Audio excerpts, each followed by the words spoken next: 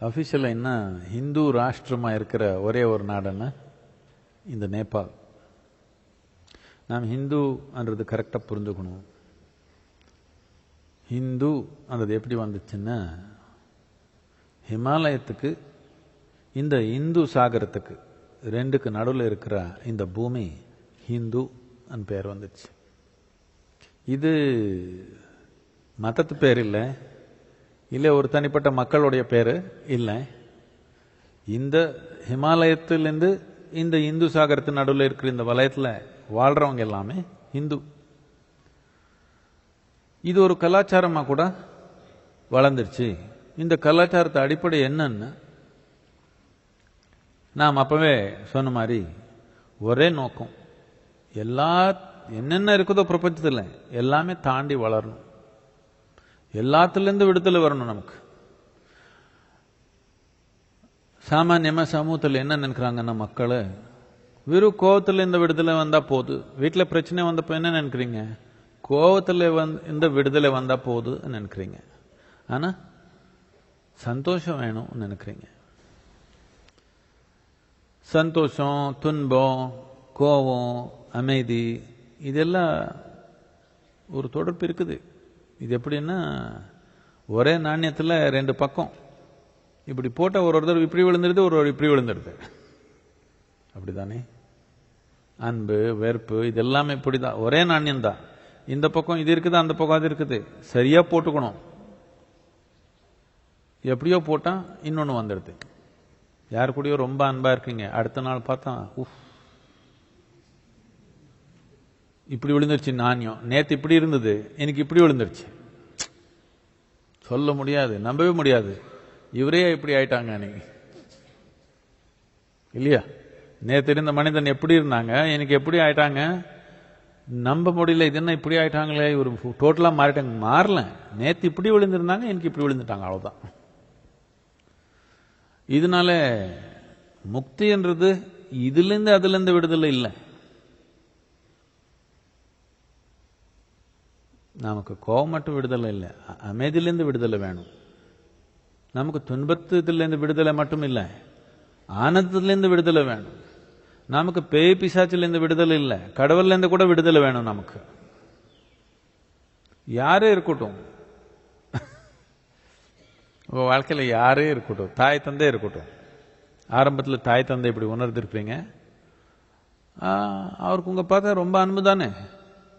ஆனா அவர்லேருந்து விடுதலை படணும்னு ரொம்ப கஷ்டப்பட்டீங்க தானே, இல்லையா? இல்லையான்னு கேட்கிறேன். எதுக்கு நம்ம மேல இவ்வளவு அன்பா இருக்கிறாங்க, எதுக்கு நாம சும்மா அவர் ஆதீனத்தில் இருக்க முடியாது? அப்படி இல்லை, அதுல இருந்து விடுதலை வேணும்னு ஆர்வம். ஆனா விடுதலை வரணும்னு நீங்க புரிஞ்சுங்க. இப்படி சும்மா இப்படியே வீட்டில் ரோட்ல ஓடி போனா விடுதலை வராது, வேற எதில் போய் சிக்கிடுவேன். கொஞ்சம் அப்படியே இருந்து நல்லா படிச்சு ஒரு நிலைக்கு வந்து அதுக்கப்புறம் நாம் வெளியே போயிடலாம். பிளான் இது. அப்படிதான் ஆன்மீகம் இப்படிதான். ஆன்மீகம் தயார் பண்ணிக்கிறது என்னன்னா, எது நாம உயர்ந்ததுன்னு சொல்றோமோ, எது குருன்னு சொல்றோமோ, எது கடவுள்னு சொல்றோமோ, அதுலேருந்து விடுதலை வேணும். ஆனா தயார் பண்ணிக்காம ரோட்ல ஓடிட்டீங்கன்னா வேற இதுல போய் சிக்கிடுவீங்க. தேவையான தயார் நடந்துச்சுன்னா ஒரு நிலை தாண்டி ஒரு எந்த நிலை இருக்குதோ திருப்பி கீழே வர முடியாது. அந்த மாதிரி நிலைக்கு போயிட்டீங்கன்னா அதுக்கப்புறம் எது தேவையில்லை. டெய்லி இங்க மந்திரம் சொல்லிக்கிறாங்க, நிர்வாண சட்டகம். எனக்கு இது வேண்டாம், அது வேண்டாம், அது வேண்டாம், இது வேண்டாம், இது அதுன்னு இல்லை. இது வேண்டாம், அது வேண்டாம். எனக்கு பேய் பிசாச்சி வேண்டாம், கடவுள் வேண்டாம், பொய் வேண்டாம், உண்மையும் வேண்டாம். எனக்கு எல்லாமே தாண்டி போகணும். முக்தி. இந்த முக்தி நோக்கத்தில் இருக்கிற கலாச்சாரத்துக்கு, முக்தி நோக்கத்தில் இருக்கிற மக்களுக்கு எல்லாமே நாம ஹிந்து பேர் கொடுத்துட்டோம். இப்போ கலாச்சாரத்து முறைய முக்கியமா இது பூகோள அமைப்புக்கு சேர்ந்த ஒரு பேரு. ஆனா இங்க இருந்த மக்கள் எல்லாமே முக்தி நோக்கத்தில் இருந்ததுனால ஒரு டைம்ல 100% மக்கள் இருந்தவங்க எல்லாமே, ஜனத்தொகை எல்லாமே முக்திக்காக இயங்குற ஜனத்தொகை. வேற ஒன்னும் இல்லை. வாழ்க்கையில என்ன பண்ணாலும் சரி, தொழில் பண்ணாலும் என்னத்துக்கு? முக்தி அடையணும்னு நோக்கம். கல்யாணம் பண்ணாலும் என்ன நோக்கம்? முக்தி அடையணும்னு நோக்கம். குழந்தை பெற்றினாலும் என்ன? முக்தி அடையணும். எல்லாத்துக்கும் கல்யாணம், குழந்தை, தொழில், இன்னொன்னு சம்பத்து எல்லாமே முக்தி அடைகிறதுக்கு ஒரு படின்னு பார்த்தாங்க. இப்போ கூட நீங்க அது என்னமோ உங்களுக்கு கல்யாணம் ஆனப்போ அதே மந்திரம் சொன்னாங்களே, அது கொஞ்சம் கவனிச்சு கேட்டீங்கன்னா அதான் சொல்றாங்க.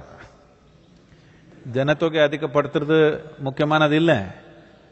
ஏதோ நம்ம ஆர்வங்கள் தேவைகள் இருக்குது, அதை முடிச்சு அதை தாண்டி போகணுன்ற ஆர்வம் நமக்கு. முக்தி நோக்கத்தில் இருக்கிறவங்க எல்லாமே ஹிந்துன்னு பேர் கொடுத்துட்டோம். இப்போ அந்த நேபாள் ஒரு ராஜ்யம் தான் ஹிந்து ராஜ்யம் இன்னும் வச்சிருக்காங்க. இது எதுக்கு முக்கியம்னா, இந்த முக்தி நோக்கத்தில் போகணுன்ற ஆர்வம், அந்த அறிவு இன்னும் ரொம்ப சமூகத்தில் உயிரோட்டமா இருக்குது. நம்ம நாட்டில் நாம் கொஞ்சம் இங்கிலீஷ் ஆயிட்டோம், நமக்கு கொஞ்சம் வெக்கம் வருது. நம்ம நாட்டு விஷயம் எதாவது பேசணும்னா நமக்கு கொஞ்சம் வெக்கம். நம்ம கொஞ்சம் வெளியே எங்கன்னா பிறந்து இங்க வந்திருந்தா நல்லா இருந்திருக்குமே ஆயிடுச்சு நம்ம நாட்டில் இருக்கிறவங்க எல்லாமே. என்னத்துக்குன்னா, நம்ம ஒரு 1000 வருஷத்துல இருந்து நம்ம அவரு இவரு ஆள் மேல இருக்கிறோம். நமக்கு எப்படி பண்ணிட்டாங்கன்னா, நாம் இருக்கிற நிலையே சரியில்லைன்ற மாதிரி நமக்கு ஒரு சொல்லி கொடுத்துட்டாங்க. நம்ம நம்ம கல்வியில நமக்கு எங்க பார்த்தாலும் நாம் எப்படி இருக்கிறோமோ அப்படி இருக்கிறதுக்கு நமக்கு கொஞ்சம் வைக்கும். நம்ம கொஞ்சம் அவர் மாதிரி இருக்கணும்னு ஆசை. கொஞ்சம் வேற ஒன்றும் தோல் மாத்திக்க முடியல, கொஞ்சம் ஹேர் ஸ்டைலு மீசை இல்லாம எல்லாம் அவர் மாதிரி பண்ணிட்டாங்களே இல்லையா? அப்படித்தானே?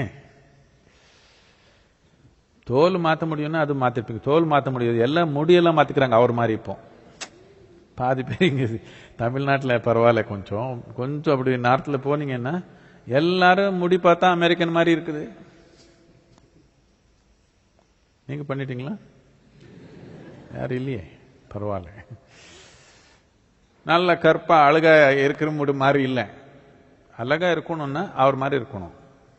வந்துருச்சு இல்லையா நமக்கு நோய் வந்துடுச்சு. அதனால நாம் கொஞ்சம் முக்தி விட்டுட்டோம். நாம் இப்போ அவர் மாதிரி நாம சொர்க்கத்துக்கு போகணும்னு ஆசை. அவரெல்லாம் சொர்க்கத்துக்கு போகணும்னு ஆசை, மேற்கத்திய நாட்டில் இந்த இருக்கிற அந்த கலாச்சாரத்துக்கு எல்லாமே. நமக்கு அப்படியெல்லாம் ஆசை இல்லை, நமக்கு முக்தி அடையணும்னு ஆசை. நமக்கு தெரியும் சொர்க்கத்துக்கு போனாலும் 4 நாள் நல்லா இருக்கும், அதுக்கப்புறம் அங்கேயும் பிரச்சனை தான் நமக்கு தெரியும்.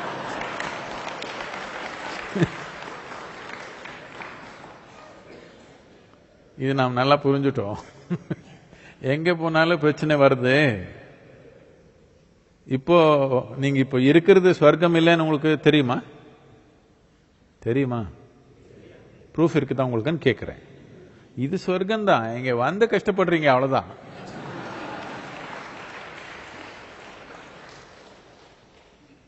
சொர்க்கத்துல சும்மா அப்படி வாழி போறது ஒரு விஷயம், சொர்க்கம் உருவாக்குறது வேற விஷயம்.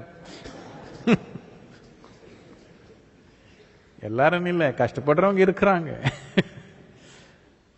இதனால நமக்கு இது புரிஞ்சிருச்சு, சொர்க்கத்துக்கு போனாலும் நமக்கு கொஞ்ச நாள் தான், அதுக்கப்புறம் அங்கேயும் நமக்கு கஷ்டம் வருது தெரியும். இதனால நாம சொர்க்கம் போகணும்னு நமக்கு நோக்கம் இல்லை, முக்தி இடையணும். நானுன்ற தன்மை இருக்கக்கூடாது பிரபஞ்சத்துல கலந்து போயிடணும் நானு ஆர்வம் நமக்கு. இந்த மாதிரி ஆர்வம் உயிரோட எங்கேயும் இருக்குது, நம்ம நாட்டில் இல்லைன்னு இல்லை. ஆனால் கொஞ்சம் நமக்கு வெக்கம், அதனால வெளியே நம்ம பேசிக்கிறதுக்கு அப்படி வாழ்றதுக்கு கொஞ்சம் கஷ்டம். அந்த நேபாளுக்கு போய் பார்த்தீங்கன்னா, நம்ம நாடு ஒரு 500 வருஷத்துக்கு முன்னாடி இல்லை ஒரு 1000 வருஷத்துக்கு முன்னாடி எப்படி இருந்தது அப்படி இருக்குது நேபாள். இப்போ போனா மக்கள், அவருடைய மனநிலை, அவர் பேச்சு வார்த்தை எல்லாமே முக்தின்றது, அவருடைய ஆர்வம்ன்றது, முக்தி எடியணுன்ற நோக்கம் டெய்லி பேச்சிலேயே நடக்குது. இது எல்லாமே ஒரு 2 தலைமுறைக்கு முன்னாடி அப்படி நம்ம நாட்டில் இருந்தது. கர்மா, முக்தி, இது எல்லாமே உங்க பாட்டி எல்லாம் பேசியிருந்தாங்களா இல்லையா? டே டு டே பேச்சிலேயே. இது ஒன்றும் ஆன்மீகம் பேச்சு இல்லை, சும்மா டே டு டே பேசிக்கிறப்பவே ஐயோ எனக்கு முக்தி கிடைக்கணும்ப்பா சொல்லிக்கிறாங்க. ஆனா இப்ப நம்ம கொஞ்சம் படைப்புன்று இந்த மேற்கத்திய நாட்டில் இந்த எடுத்து வந்த படைப்பு நமக்கு வந்துருச்சுன்னா நம்ம கொஞ்சம் வெக்கம் வந்துடும் முக்தின்னு சொல்றதுக்கு. இப்ப நமக்கு ஒரே நோக்கம், அமெரிக்கா போகணும், முக்தி இடணும். இல்லை அங்க போனாலும் அங்க ஒண்ணு சுகமா ஒண்ணு இருக்க மாட்டாங்க, அங்கே 100 பிரச்சனை. இந்த நேபாள் எதுக்கு முக்கியம்னா, ஒன்றும் அந்த கலாச்சாரம் இன்னும் ரொம்ப அப்படியே இருக்குது. நம்ம இந்த பாரத தேசம் ஒரு 1000 வருஷத்துக்கு முன்னாடி எப்படி இருந்தது அப்படியே இருக்குது நேபாள் இப்போ கூட. நாம அப்படி வச்சிருக்கலாம், ஆனால் நாம் கொஞ்சம் இப்படி ஆயிட்டோம். பண்ணிக்க முடியும் நாம் திருப்பி, அப்படியே ஆகணும்னு தேவையில்லை. ஆனால் முக்கியமானது இந்த எல்லாமே தாண்டி போகணுன்ற ஆர்வம் எல்லார் மனத்தில் பெருந்துடணும். அப்பதான் மனிதனை சின்ன சின்னதுல எல்லாமே சிக்க மாட்டான். ஏதோ வருது போய்க்குது, வாழ்க்கையில் ஒன்றும் தோல்வி வெற்றி ஏதோ நடக்குது, அதுல எல்லாம் சிக்காம தாண்டி இருக்கணும்னா இது எல்லாமே என்னுடைய நோக்கம் இல்லை, இது வழி மட்டும்தான். நோக்கம்ன்றது இதெல்லாம் தாண்டி போகணும்ன்ற நோக்கம் இருக்குதுன்னு டெய்லி நமக்கு நாமும் இருக்கணும் மனத்துல. இந்த கலாச்சாரம் நாம் திருப்பி கொண்டு வரணும். அந்த கலாச்சாரம் நீங்க இந்த நேபாள் தேசத்துல அப்படியே உயிரோடு இருக்கிறது பார்க்க முடியும். ரொம்ப எனக்கு ரொம்ப மகிழ்ச்சியா இருக்குது அது பார்த்தா. நேபாள் மலைச்சிகரங்கள், பனிமூட்டங்கள், தவழ்ந்திடும் மேகங்கள், பனி உருகி ஓடிடும் ஆறுகள் என இந்த தேசத்தில் திரும்பிய திசையெல்லாம் அழகே. இயற்கை தன்னை முழுதாய் வெளிப்படுத்திக் கொண்ட பூமி இந்த பூமி. உலகின் மிக உயரமான மலைச்சிகரங்களை ஏந்தி நிற்கிறது நேபாளின் வடக்கு பகுதி. சுமார் 240 மலைச்சிகரங்களை ஏந்தி நிற்கும் நேபாளில்தான் உலகிலேயே மிக உயரமான சிகரமான எவரெஸ்டும் இருக்கிறது. கடல் மட்டத்திலிருந்து சுமார் 20,000 அடி உயரத்தில் பிரம்மாண்டமாய் விண்ணை தொட்டு நிற்கிறது எவரெஸ்ட் சிகரம். நேபாளின் தெற்கு பகுதியோ பொன் விளைந்திடும் விவசாய பூமி. நிலநடுக்கம், நிலச்சரிவு, நிலையில்லா வானிலையாக இந்த நாடு இருந்தாலும் இயற்கையுடனேயே வாழ்கிறார்கள் இம்மக்கள். பெரும்பாலான மக்கள் இந்து மத கலாச்சாரத்தையே பின்பற்றினாலும் பிற மதத்தினை சேர்ந்தவர்களும் இங்கே வாழ்கிறார்கள். இங்கே இந்து மதமும் பௌத்த மதமும் வெவ்வேறு மதங்களாக பின்பற்றப்படுவதில்லை. பின்னி பிணைந்துள்ள இவ்விரு மதத்தின் கலாச்சாரத்தையும் இணைந்தே இம்மக்களின் வாழ்வில் நாம் காண முடிகிறது. புத்தரை இவர்கள் பௌத்த மதத்தை தோற்றுவித்தவராக காண்பதில்லை, சாக்கிய முனி என்றே அழைக்கிறார்கள். இவர்களை பொறுத்தவரை புத்தர் பல ஆயிரம் இந்து கடவுள்களில் ஒருவர். அந்நாளில் நேபாளம் ஒரே நாடாக காத்மாண்டு பள்ளத்தாக்கை தன் தலைநகரமாக கொண்டிருந்தது. நேபாளத்தை ஆண்ட அரசர்களில் ஒருவருக்கு 3 மகன்கள் இருந்ததாலும் அம்மூவருமே அரசராக விருப்பம் கொண்டதாலும் அப்போது நேபாள் 3ஆக பிரிந்தது. காத்மாண்டு, பட்டான் மற்றும் பக்தபூர் ஆகிய இந்த 3 மாநிலங்களுமே இன்றும் அதற்கே உரிய தனித்தன்மையுடனும் அழகுடனும் காட்சியளிக்கிறது. இதுல நிறைய இடங்கள் இருக்குது. இது பத்தி எல்லாமே பேசிக்க முடியாது. இப்போ இதுல ஒரு முக்கியமான தன்மை என்னன்னா, இது நம்ம நாட்டிலையும் இப்படி இருக்குது. நீங்க கேட்டிருக்கீங்க 54 சக்தி ஸ்தலங்கள் இருக்குது, 54 ஜீவ லிங்கங்கள் இருக்குது. இதெல்லாம் என்னன்னா டோட்டலா 108. இதுன்னா பூரா நாடே ஒரு ஆன்மீக உடல் மாதிரி உருவாக்கணும். இது நம்ம நாட்டில் பல விதமா நடந்திருக்குது. பூரா நாட்டுக்கு நடந்திருக்குது, ஒரு வலயத்துல இப்படி நடந்திருக்குது. ஆனா நாம் அப்படி வச்சுக்க முடியல. என்னத்துக்குன்னா இந்த ஆக்கிரமிப்பு நமக்கு ரொம்ப நடந்துருச்சு. ஏதோ ஓரளவுக்கு தென்னிந்தியாவில் இன்னும் ஓரளவுக்கு நம்ம கோயில் எல்லாமே ஓரளவுக்கு இருக்குது. வடக்குல எல்லாம் போச்சு. பழைய கோயில் ஒன்றும் கிடையாதாங்க, எல்லாம் புதுசா அது இது கட்டிருக்காங்க முடிஞ்ச அளவுக்கு. என்னதுக்குன்னா எல்லாம் வெட்டி நிலமட்டமா பண்ணிட்டாங்க. இது நேபாளில் அப்படியே பொங்குது எல்லா இடத்துல. ஒரு அடி எடுத்தா அங்க ஒரு கோயில், இன்னொரு அடி எடுத்தா இன்னொரு கோயில், இன்னொரு அடி எடுத்தா இன்னொரு கோயில். என்னத்துக்குன்னா இந்த ஞாபகம் மறக்கவே கூடாதா. நாம எங்க போனாலும், மார்க்கெட்டுக்கு போனாலும் சரி, இதுக்கு போனாலும். இப்ப இந்த பக்தாப்பூருக்குள்ள போனீங்க, என்ன தண்ணி பிடிக்கிற இடம் கோயில், பெரிய கோயில் அது. எல்லாரும் தண்ணி பிடிச்சிக்கிற இடம், பாத்திரக்கலை இடம், அது ஒரு மாதிரி கோயில். பீடி பிடிச்சி அரட்டை அடிக்கிற இடம், அது ஒரு கோயில். எல்லாமே ஒரு அடி எடுத்தா ஒரு விதமான கோயில். எதுக்குன்னா மனிதன் எப்பவுமே அந்த மாதிரி நிலையில இருக்கணும். இது கடவுளா மாத்திக்கணும்னா கோயில் தேவைதானே நமக்கு. சும்மா வீட்டில் வாழ முடியுமா? இவன் கடவுளா மாறணும்னு இருந்தா கோயில் வேணும் தானே அவனுக்கு. ஊரே கோயில் மாதிரி கட்டிட்டாங்க, பூரா ஊரே. இது ஒரே ஒரு ஊர் தான் பிரபஞ்சத்திலே, இப்ப உலகத்திலேயே இந்த மாதிரி ஊர் ஒன்னே ஒண்ணுதான் இருக்குது, இந்த பக்தாபூர்ன்றது. என்னன்னா பூரா ஊரு வெறும் மரம் செங்கல் 2 சேர்த்து கட்டியிருக்காங்க எல்லாமே. ஒரு 1100 வருஷம் ஆயிடுச்சு இது கட்டி. இன்னும் அப்படியே இருக்குது. பூரா ஊர் மக்கள் வாழ்றாங்க. என்னன்னா இப்போ இந்த வெஹிக்கிள்ஸ் எல்லாம் ஆட்டோமொபைல் எல்லாம் விட்டுறதுனால எல்லாம் செங்கல் ரோடு எல்லாமே கொஞ்சம் எல்லாம் தேஞ்சு போயிடுச்சு. மக்கள் வெறும் நடந்து போய்க்கணும். இதுல வெறும் காலம் நடந்து போயிருந்தா நல்லா இருந்திருக்கும். எல்லாம் லாரி அது இது எல்லாம் போகுது. இப்போ அந்த செங்கல் தாங்க முடியல கொஞ்சம். அப்படி இருந்தாலும் 1100 வருஷம் 1000 வருஷத்துக்கு மேல ஆயிடுச்சு. இன்னும் ஊர் ஃபுல்லா அப்படியே இருக்குது. மக்கள் முழுசா வாழ்றாங்க. ஒரு அடி எடுத்தா ஒரு கோயில். என்னதுக்குன்னா மனிதன் கோயில்ல வாழணும், கடவுள் மாதிரி இருக்கணும். எது உயர்ந்ததோ, எது நாம் எல்லாத்துக்கும் உயர்ந்ததுன்னு நினைக்கிறோமோ அதுக்கு நம்ம கடவுள்னு பேர் கொடுக்கிறோம். நாமே அப்படி ஆகணும்ன்ற ஆர்வம் இருக்கிறதுனால ஊரே ஒரு கோயில் மாதிரி உருவாக்கிட்டாங்க. பேரு பக்தாபூர். பக்தர் வாழ்ற இடம் எப்படி இருக்கணும்? கோயில் மாதிரி இருக்கணும் பூரா ஊரே. இது இந்த மாதிரி பூரா நாடே ஒரு கோயில் மாதிரி உருவாக்கணும், ஒரு ஆன்மீக உடல் மாதிரி தயார் பண்ணணும்னு பண்ணாங்க. பக்தபூர் இன்றும் உயிருள்ள பாரம்பரியமாக, நேபாளத்தின் கலாச்சார ரத்தினமாக, பக்தர்களின் நகரமாக திகழ்கிறது. இங்கே தர்பார் ஸ்கொயர் எனப்படும் அரண்மனை பகுதி உலகில் வேறெங்கிலும் இல்லாத தனித்துவமான கட்டிட அமைப்பை கொண்டது.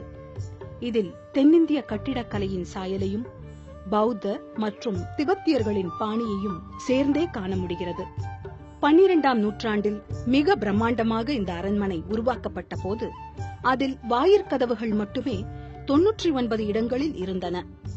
அரசன் ரஞ்சித் மல்லன் எழுப்பிய தங்க வாயிற்கதவு பக்தபூரின் இன்னும் ஒரு அதிசயம். திரும்பிய திசையெல்லாம் கோவிலாக காட்சியளிக்கும் பக்தபூரில்தான் நயத்போலா மற்றும் பைரவநாதர் கோயில்கள் அமைந்துள்ளன. நிலநடுக்கங்களும் இயற்கை பேரழிவுகளும் இங்கே கோயில்களின் கட்டிடங்களை சற்று அசைத்து பார்த்தாலும் இங்கிருக்கும் மக்களின் பக்தியும் கலாச்சாரமும் இன்றும் அசையா கோபுரமாக நிற்கிறது. யுனெஸ்கோ நிறுவனம் உலகின் பாரம்பரிய நகரமாக காத்மாண்டு நகரத்தை அறிவித்துள்ளது. பழங்கால கட்டிடக்கலையை இன்றும் இங்கே உயிர்ப்புடன் காண முடிகிறது. நுணுக்கமான மரவேலிகளும் பாரம்பரிய தூண்களும் ஜன்னல்களும் இன்றும் இங்கே செய்யப்படுகிறது. கட்டிடக்கலையும் பாரம்பரிய முறைப்படி செய்யப்படும் சிலைகளும் காத்மாண்டு பள்ளத்தாக்கில் லாமாக்கள் எனப்படும் திபெத்தியர்களும் வாழ்கிறார்கள். இயற்கையுடன் வாழும் இந்த மக்களின் கைவண்ணமும் கலைவண்ணமும் மிகவும் நுணுக்கம் வாய்ந்தது.